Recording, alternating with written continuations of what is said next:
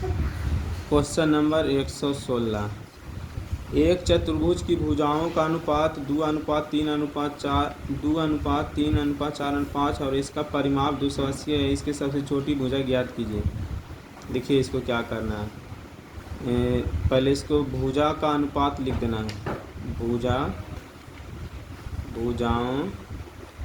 का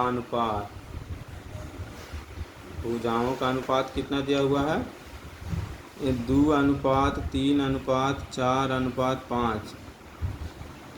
आप पूछ रहा है क्या इसका परिमाप 280 है, यानी कि परिमाप कितना है, 280 सेंटीमीटर है। तो सबसे छोटी भुजा इसमें ज्ञात करना है। तो सबसे छोटी भुजा कौन है, जो सबसे कम है, ये 2 होगा सबसे छोटी भुजा, इसी का मान पूछ रहा है। तो सबसे छोटी भुजा का मान क्या है, तो इसको निकालने के लिए क्या करना है, इसका चतुर्भुज का परिमाप पहले देखिए। चतुर्भुज का परिमाप निकाल लेना है। इसका परिमाप कुछ ही होता है, सभी भुजाओं का योग, सभी भुजा का योग होता है। तो सभी भुजा के इस सब में क्या करना है, x लगा देना है।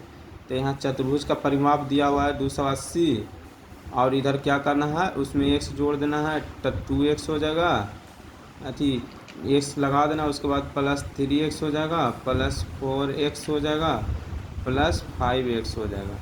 अब क्या करना है, इस सब भुजाओं को जोड़ देना है। 5 4 9 9 3 12 2 14x बराबर 280।